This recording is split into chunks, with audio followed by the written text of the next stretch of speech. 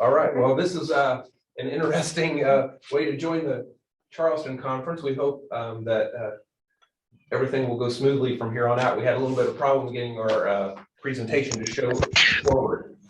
So, but we'll go with it now. My name is Michael Arthur. I'm Director of Resource Acquisition and Discovery at the University of Alabama.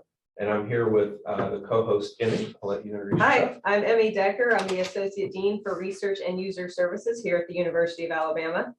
So we're here today to talk about a project that's underway to work collaboratively between acquisitions and interlibrary loan. And I will get started with our presentation. So the project here at the University of Alabama is looking at exploring ways to increase the collaboration between ILL and acquisitions to develop a new strategy that we hope will expedite content delivery and improve the user experience. Our question starts out with, is it more efficient and cost effective to trigger ILL requests or to initiate purchases? And as we are thinking about that, we're looking at how acquisitions processes have changed over time and taking into consideration new ways in which we can purchase content. So what decisions need to be made at the point a user makes a request? Key considerations for when to borrow versus when to buy relate to issues that are really important, not only for each of the units, but the library in general, and that is cost, space, usage, the format of the content, and our overall collection strategies.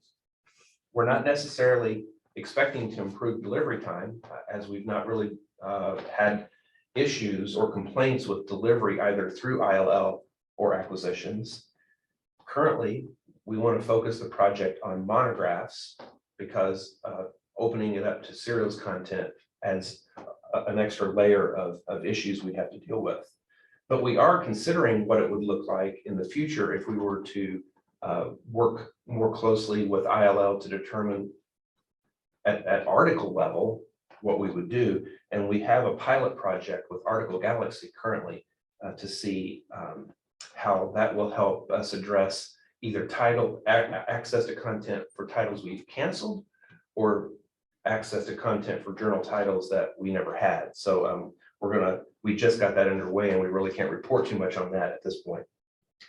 We also are thinking that we want to pass on to you that this project really began with Emmy and her team in ILL looking at the ILL fill rate and ways to improve that. And that started this larger discussion.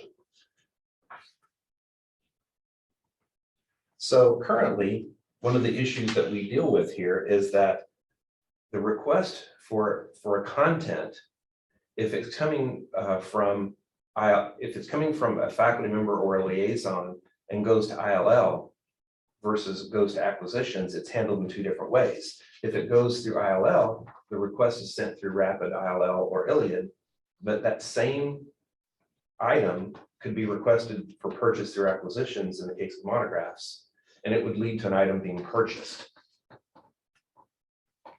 So that creates a disparity in that we are handling a request for an item two different ways based on where the original request comes in. If a professor or a liaison reaches out to acquisitions to have an item purchased, then the conversation leads to, well, what is the best way to get the item purchased in the most rapid way to get the user what they need? It could be in print or electronic. But if that same request comes in through ILL, then the current practice is to borrow the item. So our question was, does this make sense? Or is it based on historical workflow? Should we reconsider, given the speed at which materials can now be made available through acquisitions, should we look at an entirely new process? We now have DDA, evidence-based acquisitions. We have the ability to have short-term loans. Within acquisitions, because we receive much less print, when we do get print, we can process it much faster. We can use expedited delivery and rapid cataloging to get items to the user at a faster pace. One of the issues for us is that acquisitions and ILL are in different departments, reporting to different associate deans. So we are working through a solution to improve collaboration and communication between these two areas to see how that can not only expedite content to or improve our users' experience, but also help address a number of issues internally in the areas of, say, the collection strategy.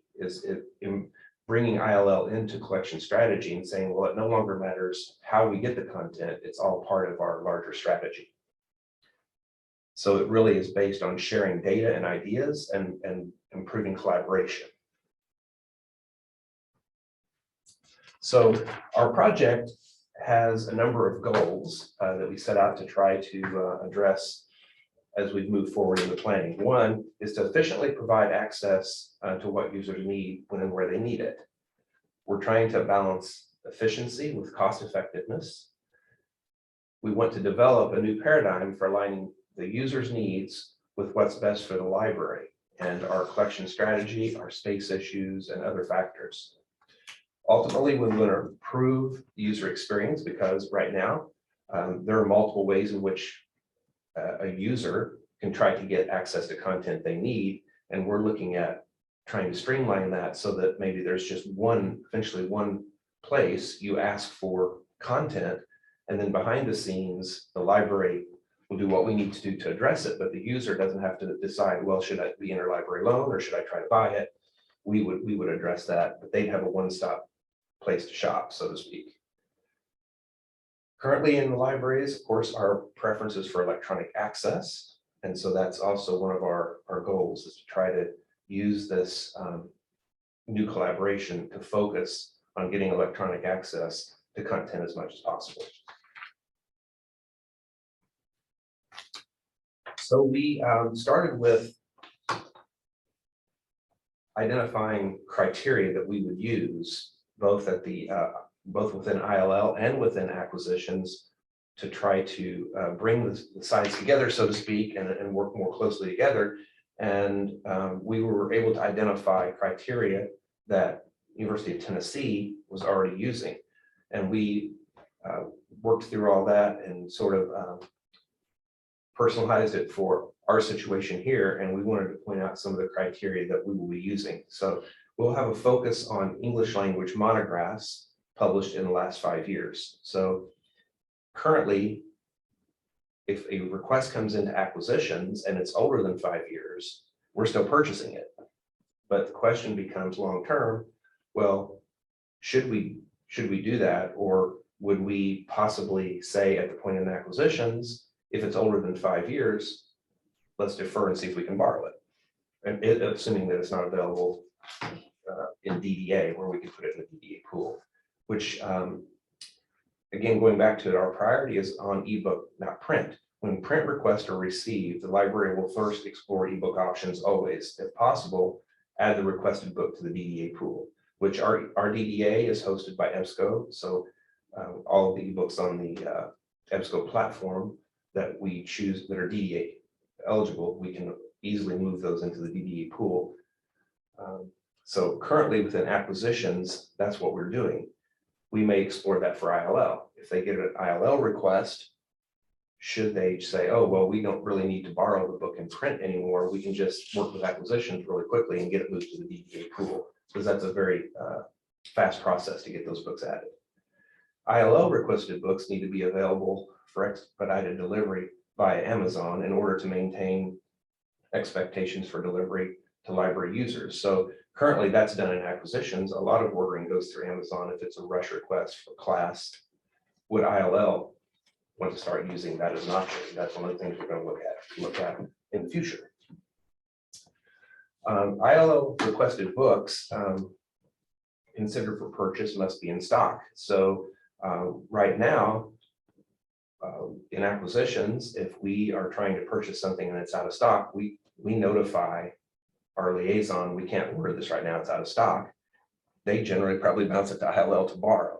So one of the things that ILL will be looking at is if they start making these quasi-purchase decisions in ILL, that's one of the criteria they want to consider.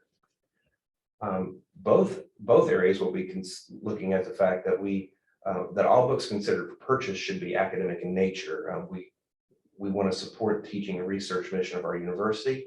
So for the most part, we only purchase academic level materials for undergraduate and graduate teaching and research, with exceptions can be, some popular fiction or curriculum materials like children's books and young adult literature. ILL would be looking at requests for access to one or more chapters may also result in the purchase if the book matches up to the established criteria. So currently they're pursuing article level access or chapter level access, but if we can put the title into the DDA profile or otherwise turn the ebook on rather quickly, then that might be a better option for them.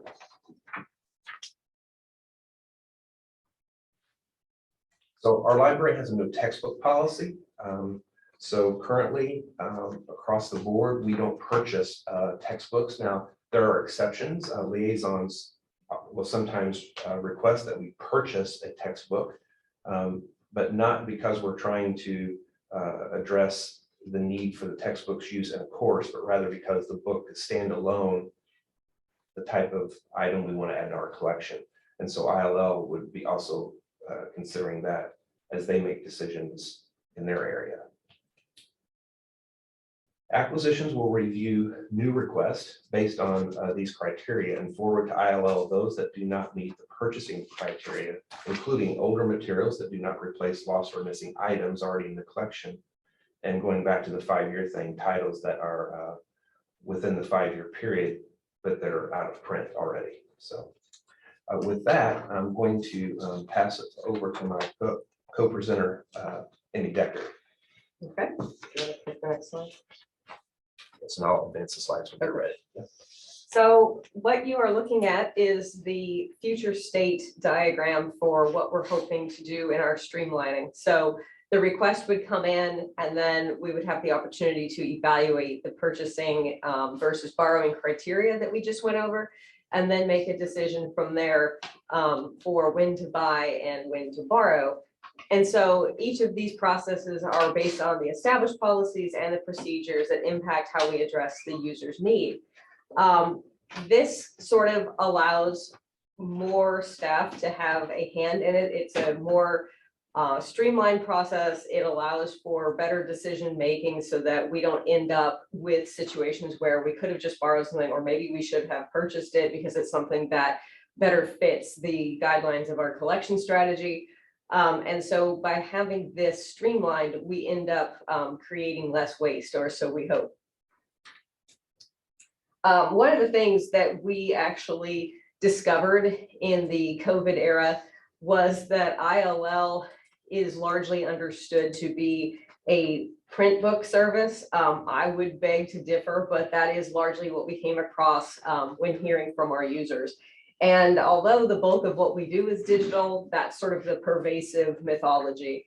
One of the things that happened during COVID is that in order to share print books, of course, not only did we have to be physically open, but the institute that we were trying to share with also had to be. And so we did run into some obstacles with that. And I think that that whole experience helped us to continue to frame in our minds what we were going to need to do in terms of borrow versus buy and how it had become critically important. So that sort of heightened our understanding.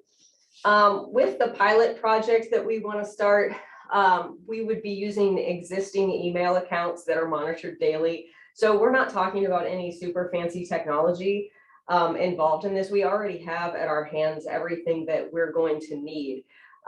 So that would facilitate the means for communication between acquisitions and ILL staff in order to get these decisions made.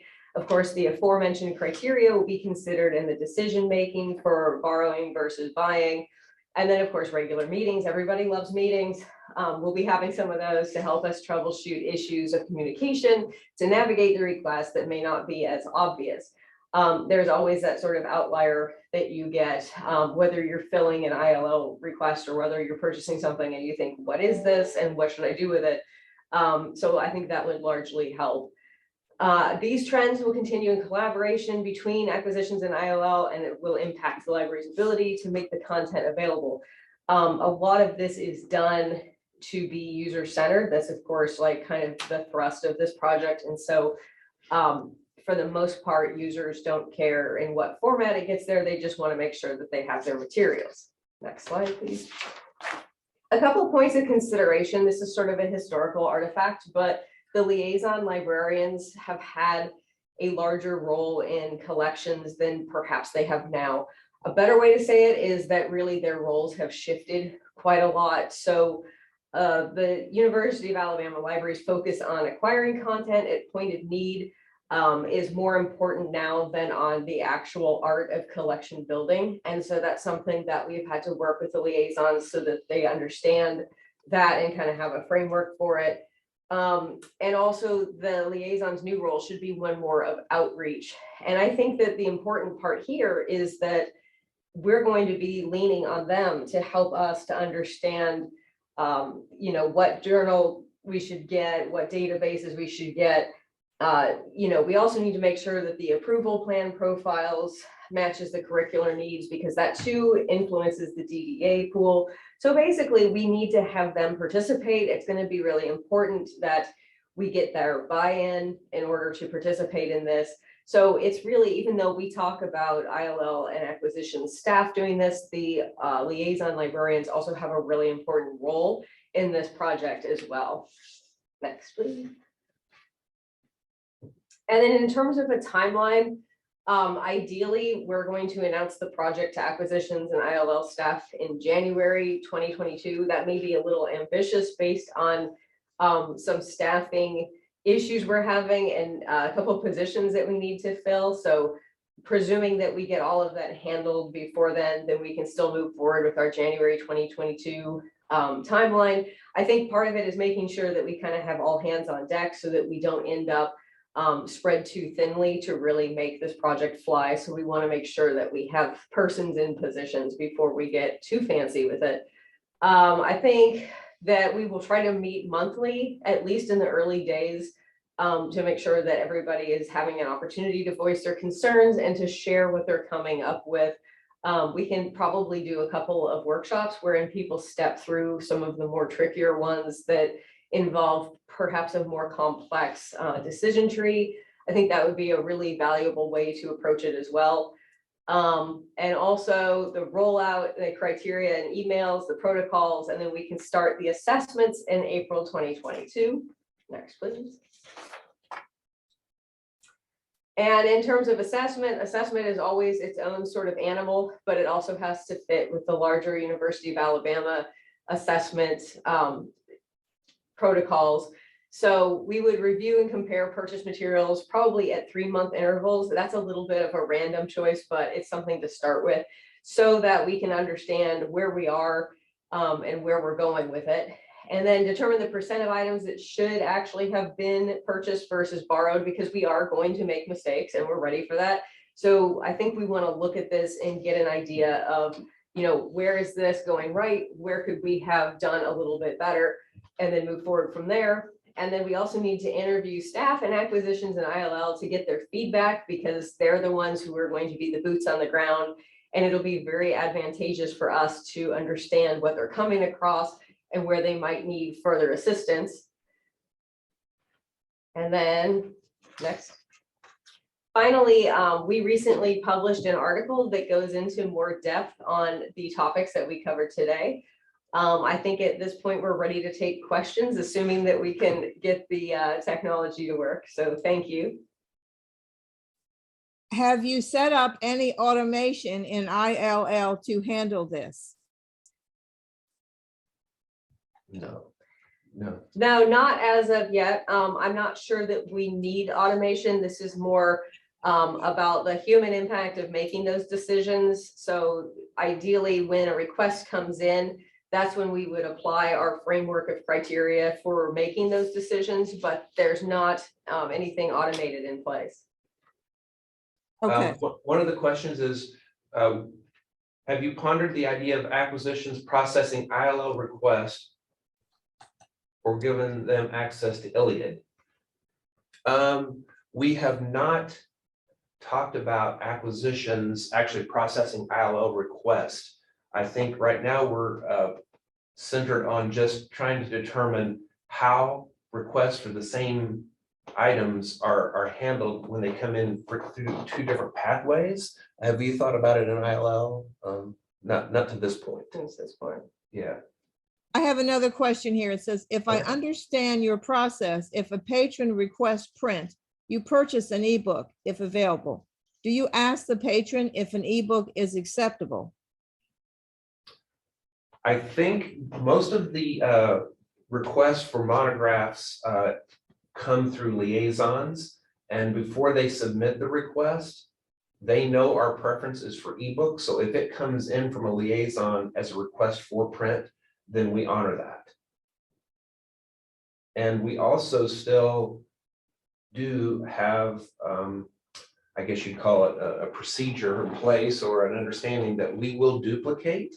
If we have purchased it in print and the request is for electronic or vice versa, we are still honoring that duplication because we found that it's not that much duplication, and there can be specific reasons why someone prefers print. Did you do some analysis of past ILL data when this was proposed? Interested in whether you saw that ordering might faster, or do you hope to determine that once this process is in place?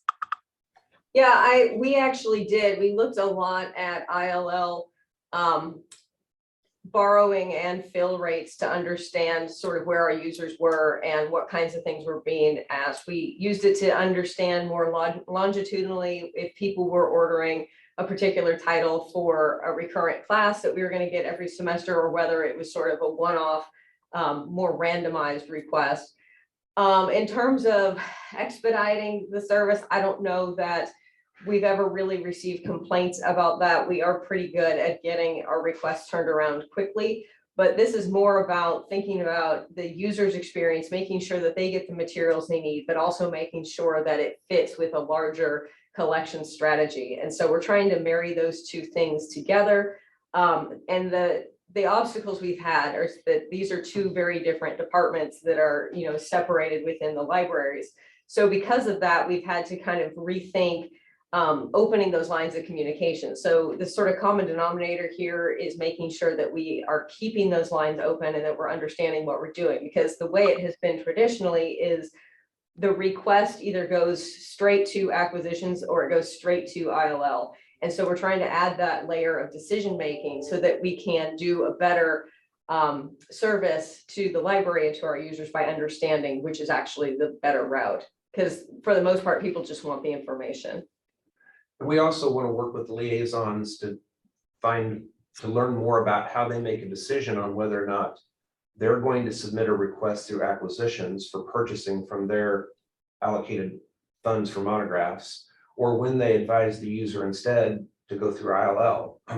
We do have a history here of ILL sharing data with us that helps us know more, mostly in the realm of journals.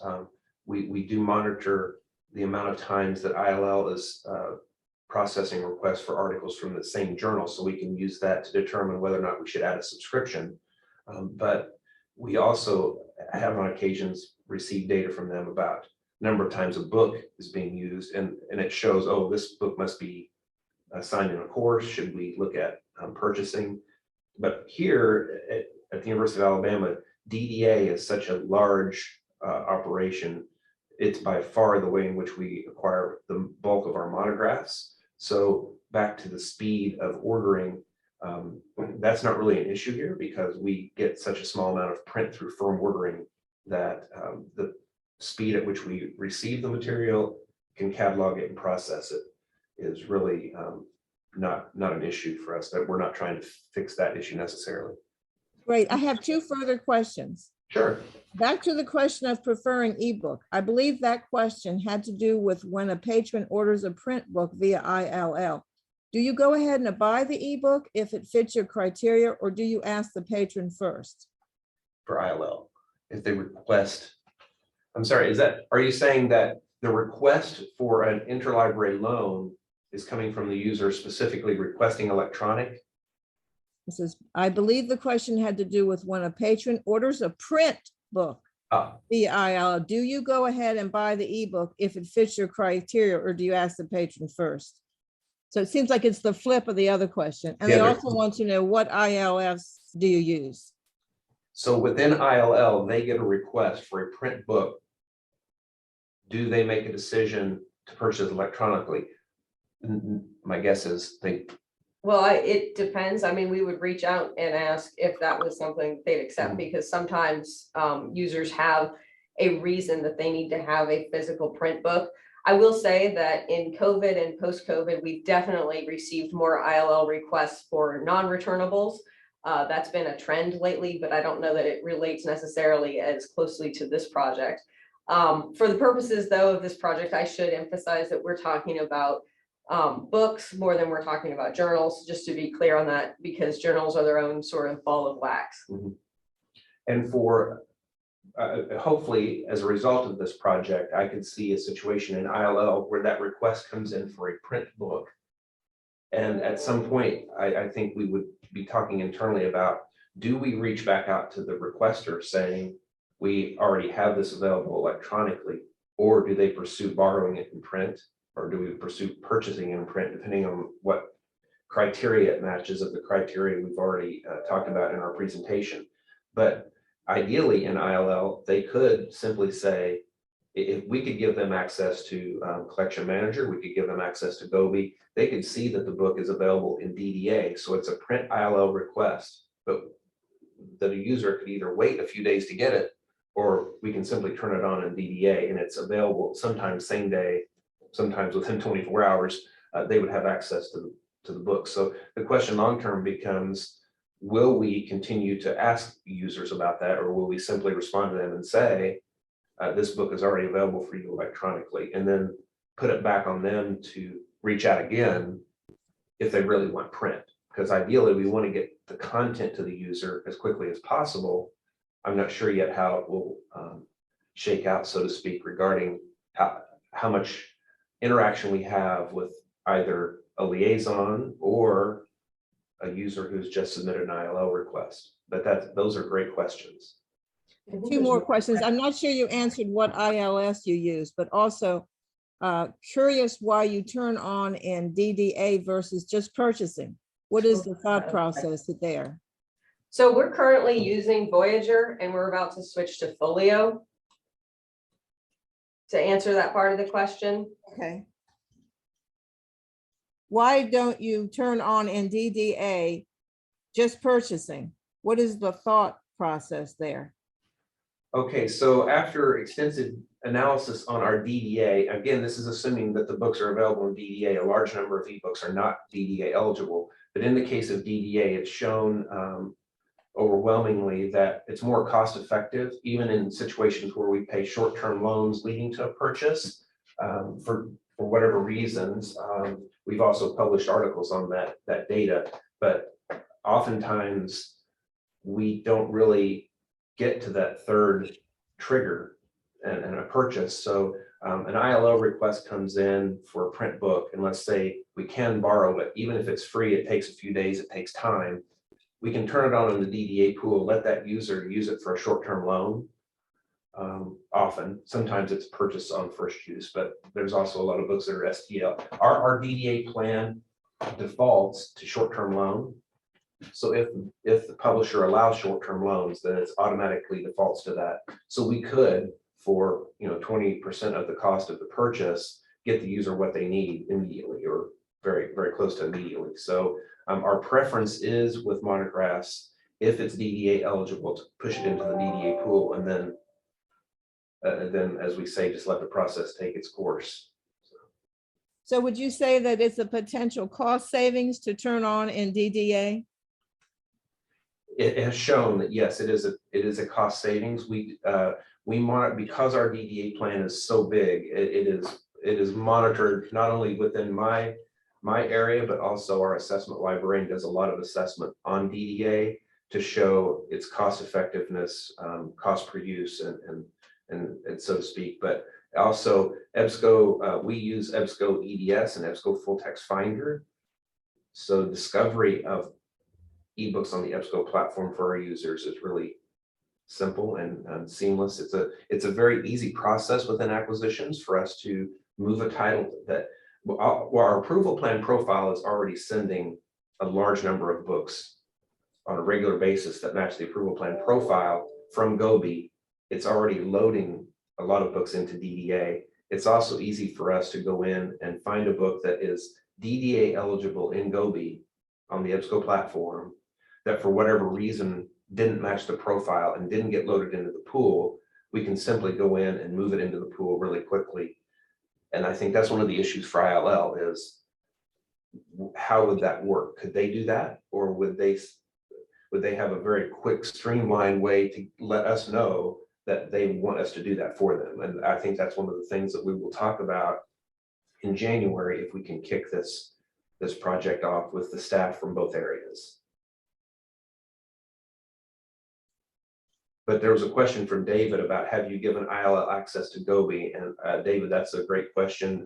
I think that is something that we will be talking about early on, is how do we most quickly give them access so they can put ebooks into the DDA pool. Whether or not we would make ebook purchases directly from ILL, that's in your question. We haven't really talked about that yet, but at other institutions I've worked at, we did have money allocated from the collection budget to ILL so they could make purchases on the fly, so to speak. So we might want to look at that. There's a question about, aren't you concerned about the time needed to determine if the request should go through ILL or acquisitions? Emmy, do you want to take that one? I don't think it would take that long. I mean, based on the criteria, it's easy to sort of manufacture a quick checklist. And so I think from that, we can derive such a checklist and make those decisions. Will there be mistakes? Certainly, especially as it's a new project. But I think as people get the hang of it, it will become sort of more obvious as you start to develop more like requests. But I don't believe that it's going to be a very time-intensive kind of decision tree.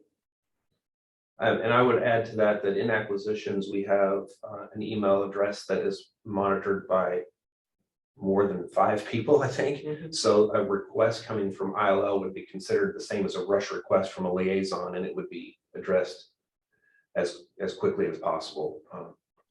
I see a recommendation or a note from Beth saying we use Iliad for our purchase recommendation form. Well, one of the things we've talked about for a long time here is how to get to one form. Because right now I can think of liaisons can send in orders through the normal process, or ILO requests can come in through the normal process. Our users go to the website, and if they use our general request form, those literally come to my email and I review those still, which that's at least 3 different ways. And we have wanted at some point to try to figure out how to get to a one-stop shop for requests to come in. So we will make note of that. I appreciate that comment. It'll also be interesting as we move from Voyager to Folio. There may be opportunities therein for more one-stop shopping and, facilitating those requests a little quicker too. David Perry has a great question and then some comments as well. Does the time and ease of getting things via ILL factor into your decision? Examples, you can get something from a consortial partner.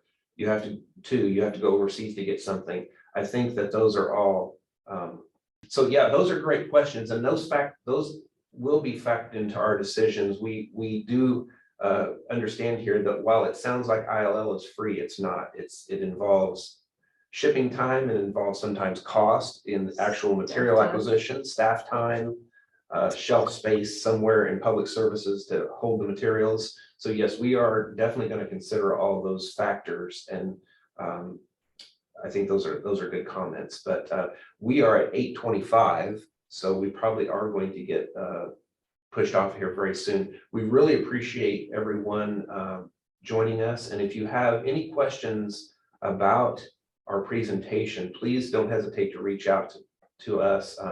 You can find our contact information easily at the University of Alabama Library's site, or in our speaker profiles may as well have that. So, but again, we really appreciate everyone joining us. Thank you. Thank you. Thank you so much, presenters. and for all the questions from the audience. Yes, that was great. We really appreciate it. Thank you.